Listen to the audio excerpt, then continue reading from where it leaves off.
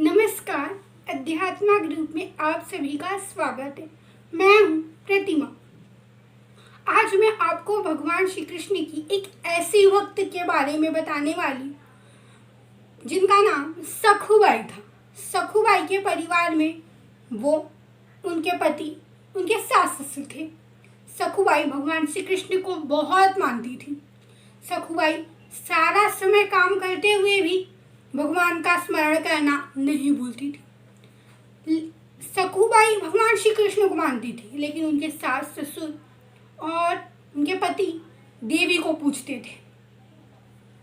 उनकी सास ससुर और उनके पति को ये बिल्कुल पसंद नहीं था कि सखु श्री कृष्ण को पूजती हैं। वो लोग सखु के ऊपर दबाव बनाते कि तुम कृष्ण को मत पूजो, तुम देवी को पूजो।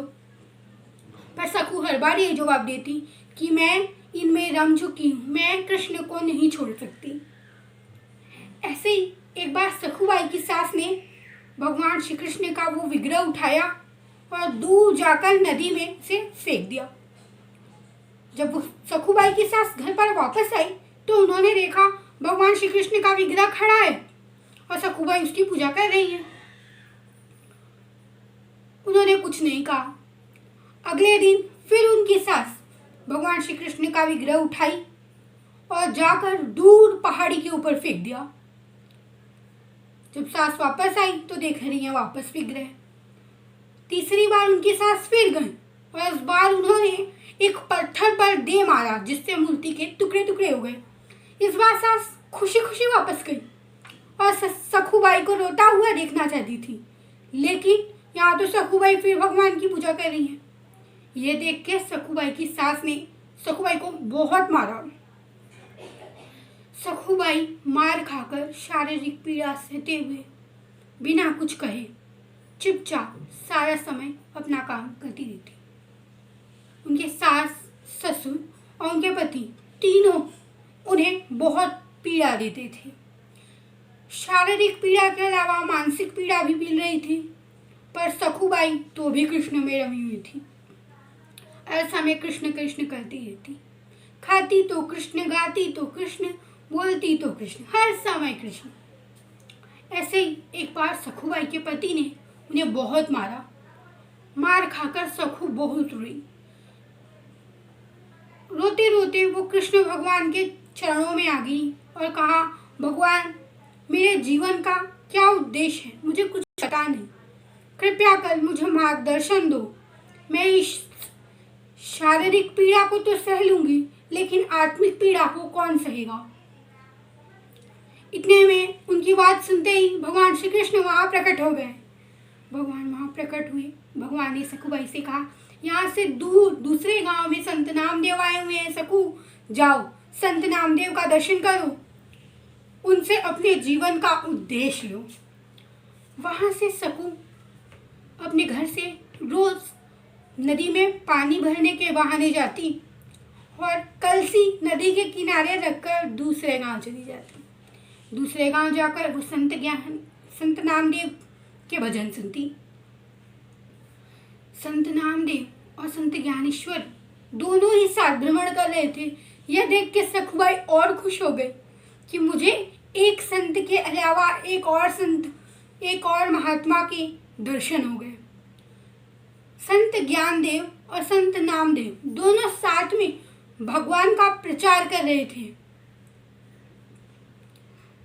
अब सखुबाई आधा से ज्यादा समय भजन में लीन रहती। जब वो पानी भरकर देर से लौटती तब उन्हें वापस मार खानी पड़ती, पर अब सखुबाई को कोई असर ही नहीं होता था। ऐसे ही रोज सखुबाई जाती और रोज जब वापस आती तो मार खाती। लेकिन एक बार सखुबाई जब नदी से दूसरे गांव गई तो वहां सभी संत मंडली ये बात कर रही थी। संत नामदेव और संत ज्ञानेश्वर ये बात कर रहे थे कि अब यहाँ से हमें पंढरपुर की पदयात्रा करना शुरू करना है। सखुबाई को ये सुनकर बहुत दुख हुआ कि यहाँ से संत चले जाएंगे तब मुझे मेरे जीवन का उद्देश्य कैसे पता चलेगा। अब सखुबाई को लगने लगा शायद उनके जीवन का एक ही उद्देश्य है, श्री विट्ठल के दर्शन करना। सखुबाई संत ज्ञानेश्वर और संत नामदेव के साथ पद यात्रा में शामिल हो गई। वहाँ से वो गांव भ्रमण करने लगी। कितने में उनके पति ने उन्हें देख लिया। उनके पति पद यात्रा से ही उन्हें मारते हुए घर की तरफ खींच कर ले आए और घर में लाकर उन्हें बांध दिया। बांध कर उन्होंने कहा, तुम कहीं नहीं जाओगी।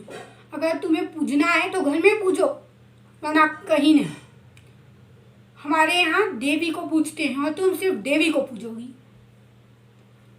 ऐसा कहकर सखुबाई को एक रस्सी से बांध दिया। सखुबाई बहुत रोने लगी, कृष्ण कृष्ण पुकारने लगी। अब यहाँ कृष्ण भगवान रुक्मणी देवी के साथ खड़े थे। देवी रुक्मणी ने कृष्ण भगवान से कहा, प्रभु वो आपकी परम भक्त है, वो आपको बुला रही है, क्या आप नहीं जाएंगे? भगवान श्री कृष्ण ने कहा, मुझे जाना तो पड़ेगा, भक्त की भक्ति का सवाल है। अब कृष्ण भगवान ने एक औरत का भेष लेकर सखुबाई के घर में आ गए और सखुबाई से कहा, अरे भाई तुम यहाँ हो, जाओ जाओ, संत ज्ञानेश्वर और संत नामदेव तो 2 गांव पार कर गए, जल्दी जाओ। सखुबाई ने रोते रोते कहा, अगर मैं चली जाऊंगी तो मेरे घर का काम कौन करेगा, मेरे सास ससुर और पति को कौन संभालेगा। ये बात सुनकर उस औरत ने, कृष्ण भगवान ने जिस औरत का रूप लिया था, उस औरत ने कहा, भाई जी तुम जाओ, तुम्हारी जगह तुम मुझे बांध दो, तुम दर्शन कर कर जल्दी से लौट आना।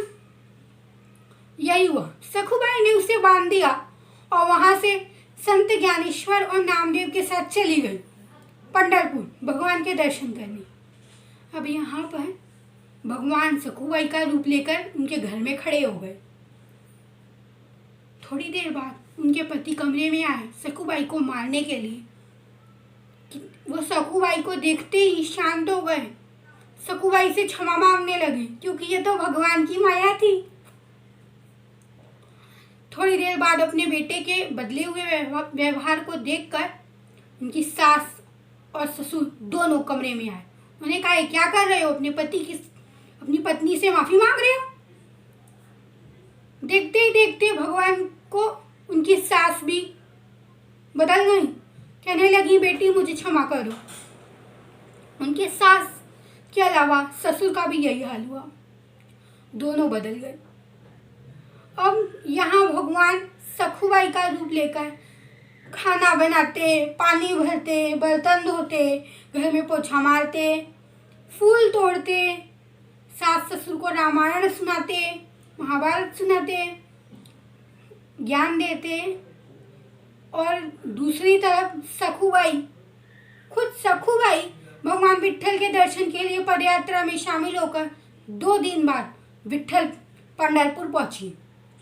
पंढरपुर पहुंचकर उन्होंने भगवान विट्ठल के विग्रह के चरण पकड़ लिए और कहा, प्रभु अब मुझे कहीं नहीं जाना, अब तो मैं बस तुम्हारे पास रहना चाहती हूँ, अब ये शरीर पंढरपुर के बाहर नहीं जाएगा। इतना कहते हुए सखुबाई ने भगवान विट्ठल के विग्रह को जोर से पकड़ लिया और पकड़ते पकड़ते सखुबाई वहीं मर गई।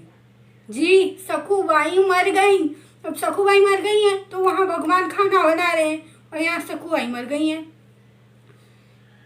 पास में ही उसी पदयात्रा में सखुबाई के गांव से 2-3 जुड़े लोग थे। उन लोगों ने सखुबाई को देखते ही पहचान लिया। उन लोगों ने सखुबाई का अंतिम संस्कार कर दिया। अब ये मर गई, सखुबाई मर गई, इनका अंतिम संस्कार हो गया। इतना देखकर देवी रुक्मणी घबरा गई। देवी रुक्मणी कहने लगी, अरे भाई ये तो मर गई, अब मेरे प्रभु वहाँ इसके घर में खाना बनाते बैठे हैं। इसने तो वचन दिया था कि ये 2 दिन में वापस आ जाएगी। पर देवी से रहा नहीं गया और वहाँ पर सखुबाई का शरीर जहाँ जला था, सखुबाई की हड्डियों को बीन कर देवी ले आए और जैसे ही उन्होंने उन हड्डियों को रखा, उसमें नया जीवन दे दिया। अरे जिस देवी के लिए नया ब्रह्मांड खड़ा करना बड़ी बात नहीं है, किसी को जान देना क्या खाक बड़ी बात है, वो तो आराम से दे देंगी। अब देवी ने सखुबाई से कहा कि सखुबाई, तुमने प्रण लिया था कि पंढरपुर से तुम सशरीर वापस अपने घर नहीं जाओगी, लेकिन तुम्हारा शरीर तो जल चुका है। ये दूसरा शरीर है जो मैंने तुम्हें दिया है। अब इस शरीर के साथ तुम पंढरपुर से अपने घर चली जाओ। सखुबाई वहां से देवी का आशीर्वाद लेकर अपने घर की तरफ गई। 2 दिन बाद भगवान पानी भरने के बहाने जब आए हुए थे नदी पर, इतने में सखुबाई के घर पर उनकी अस्थियां लिए हुए कुछ लोग पहुंच गए। उन्होंने कहा, आपकी बहू सखुबाई मर गई। उनके सास ससुर थे। आपकी बहू सखुबाई मर गई। अब ये उसकी अस्थियां, उसके सास ससुर दंग हो गए। अरे क्या बोल रहे हैं, मेरी बहू मर गई? ऐसे कैसे मर गई? अभी तो पानी लेने गई है। इतना सुनकर सब लोग सखुबाई को ढूंढने के लिए नदी पर गए। देख रहे हैं सखुबाई नदी में नहीं है। सखुबाई घर में बैठ के कृष्ण कृष्ण जप रही है। उनको देखते ही सबने पूछा, अरे भाई सखुबाई, आप तो वहाँ पंढरपुर में मर गई थी, यहाँ आप कैसे खड़ी हैं? सखुबाई ने सब महिमा कर दी। उनके सास ससुर पति सबका व्यवहार बदल गया। सब भगवान कृष्ण को पूजने लगे। और सखुबाई ने कई अभंग भी लिखे हैं जो कि मराठी में। सखुबाई भी मराठी संतों में गिनी जाती हैं, जिनके लिए खुद भगवान ने बर्तन धोए, खाना पकाया। अगर आप लोगों को ये वीडियो पसंद आता है तो इसे लाइक करिए, सब्सक्राइब करिए और शेयर करना मत भूलिएगा। राधे राधे।